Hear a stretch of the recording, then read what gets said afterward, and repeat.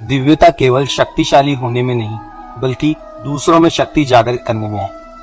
जब लोग आपकी बुराई करें तो परेशान न हो, क्योंकि वो लोग आपको महत्व देने का कोई और तरीका नहीं जानते। सबसे इस तरह का व्यवहार कीजिए कि कोई आपके बारे में बुरा भी कहे तो कोई उस पर विश्वास न करे। हम ना बोलें फिर भी वह सुन लेता है, इसलिए उसका नाम परमात्मा है। वो ना बोले फिर भी हमें सुनाई दे, उसका नाम सरदार है। अगर कोई व्यक्ति शिक्षा से पहले संस्कार, व्यापार से पहले व्यवहार, भगवान से पहले माता पिता को पहचान ले तो जिंदगी में कभी कठिनाई नहीं आएगी। स्वार्थ संसार का एक ऐसा कुआं है जिसमें गिरकर निकल पाना बड़ा कठिन होता है। श्री कृष्ण कहते हैं, आपने चुंबक को तो देखा ही होगा, कैसे वह लोहे की ओर आकर्षित होता है और कैसे वह लोहे को अपनी ओर आकर्षित करता है, क्योंकि उसके स्वभाव में आकर्षण है। हम सबके भीतर भी एक ऐसा ही चुंबक होता है, विचार का चुंबक, जो सदा अपने ही जैसे विचारों को आकर्षित करता है। हम जो बोलते हैं वही करते हैं, उसी प्रकार हम जो सोचते हैं वैसा ही होता है। साधु ईश्वर का नाम जपता है तो उसे ईश्वर मिल जाता है, अर्थात फल हमारी सोच पर ही निर्भर करता है। इसलिए हमेशा सकारात्मक सोचिए।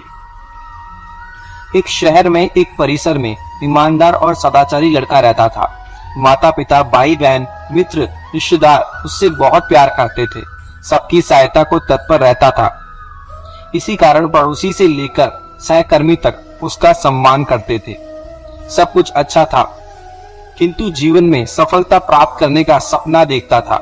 किंतु जीवन में कुछ ऐसा हुआ जिससे सफलता प्राप्त करने का सपना देखता था, वह उससे कोसों दूर था। दिन रात जी जान लगाकर मेहनत करता, किंतु असफलता ही नहीं थी। उसका पूरा जीवन ऐसे ही निकल गया। अंत में जीवन चक्र से निकलकर वह काल चक्र में समा गया, क्योंकि उसने जीवन में कर्म किए थे, इसलिए उसे स्वर्ग की प्राप्ति हुई। देवदूत उसे लेकर स्वर्ग पहुंचे। स्वर्गलोक का अलौकिक सुंदरता देखकर वह मंत्रमुग्ध हो गया और देव से बोला, ये कौन सा स्थान है? देवदूत ने बोला, ये स्वर्गलोक है। तुम्हारे अच्छे कर्म के कारण तुम्हें स्वर्ग का स्थान प्राप्त हुआ है, अब से तुम यही रहोगे। ये सुनकर लड़का खुश हो गया। देवदूत ने उसे वह घर दिखाया जहां उसके रहने की व्यवस्था की गई थी। वह एक आलीशान घर था, इतना आलीशान घर कि उसने अपने जीवन में कभी नहीं देखा था। देवदूत उसे घर के भीतर ले गया और एक एक करके सारे कक्ष दिखाने लगा। सभी कक्ष बहुत सुंदर थे। अंत में वह उसे एक ऐसे कक्ष के पास लेकर गया जिसके सामने स्वप्न कक्ष लिखा हुआ था।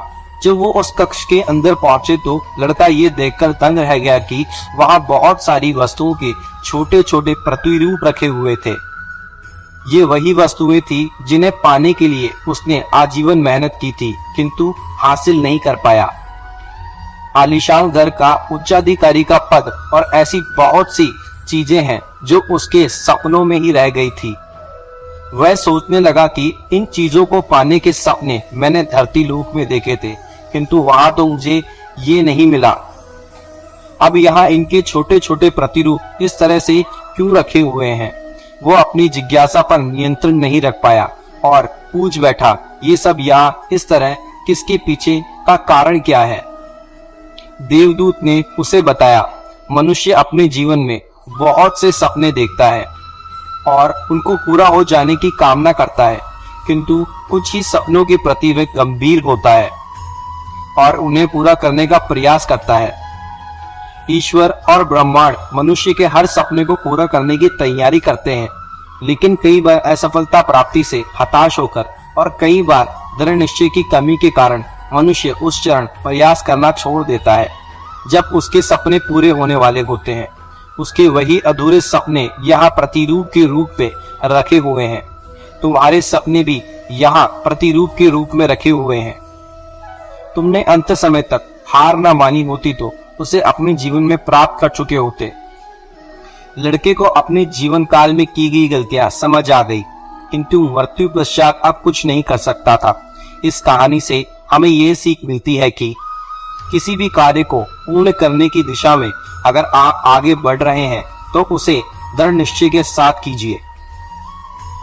चाहे कितनी भी मुश्किल क्यों ना आ जाए, चाहे कितनी बार भी असफलता का सामना क्यों ना करना पड़े, अपने जीवन को पूरा करने की दिशा में तब तक प्रयास करते रहेंगे जब तक वह पूर्ण नहीं हो जाता। अन्यथा समय निकल जाने के बाद मलाल रह जाएगा कि काश मैं थोड़ा और प्रयास कर लेता। अपने सपनों को अधूरा मत रहने दीजिए। दृढ़ निश्चय और कथक प्रयास से उन्हें हकीकत में तब्दील कीजिए। आपको ये हमारा वीडियो कैसा लगा प्लीज कमेंट सेक्शन में जाकर जरूर बताइएगा। वीडियो पसंद आए तो वीडियो को जरूर से लाइक और शेयर कीजिएगा। आज और अभी के लिए इतना ही, फिर से मुलाकात होगी नई वीडियो में, तब तक के लिए नमस्कार।